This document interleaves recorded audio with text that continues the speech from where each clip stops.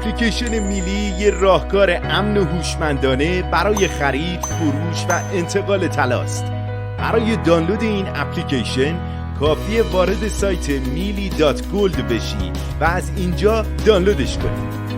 بعد از دانلود نوبت ثبت نام و احراز هویته. برای این کار باید شماره موبایلت رو وارد کنی و بعد از ثبت کردن کد فعالسازی یه رمز عبور برای خودت انتخاب کنی.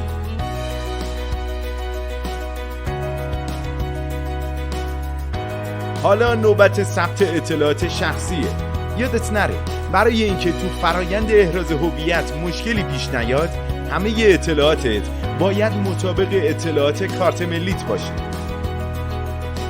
برای خرید طلا از میلی اول باید کیف پولتو شارژ کنی.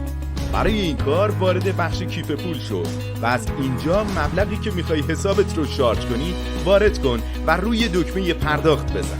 حالا بعد از شارژ کیف پول وارد بخش خرید شو و مبلغ یا مقدار طلایی که میخوای بخری رو وارد کن. تایید و ادامه رو بزن و اطلاعات خریدت رو هم تایید کن و تمام. به همین راحتی. برای فروش طلا وارد بخش فروش شو و مبلغ یا مقداری که میخوای بفروشی رو وارد کن. روی تایید و ادامه بزن و اطلاعات مربوط به فروش رو تایید کن. تموم شد. اگر خواستی مقدار طلای فروخته شده رو به صورت ریالی برداشت کنی، وارد بخش کیف پول شو و روی گزینه برداشت بزن و مقدار مورد نظرت رو وارد کن. بعدش شماره شبای حسابت رو ثبت کن و دکمه تایید برداشت رو بزن. اگر میخوای به فرد دیگه‌ای طلا انتقال یا هدیه بدی، وارد بخش خدمات شو و بعد از ورود به قسمت انتقال طلا، آدرس حساب مقصد رو ثبت کن. در مرحله بعد مقدار طلایی که میخوای انتقال بدی رو وارد کن و روی دکمه انتقال بزن. برای دریافت فیزیکی طلای خریداری شده، از بخش خدمات گزینه دریافت فیزیکی طلا رو انتخاب کن و مقدار طلای مورد نظرت رو ثبت کن.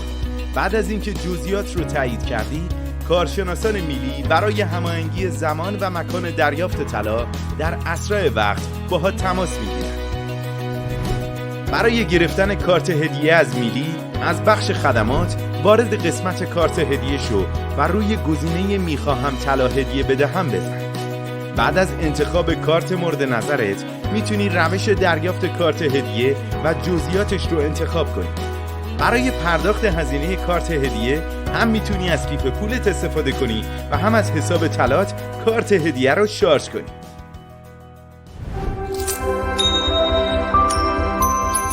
میلی به قدرت طلا.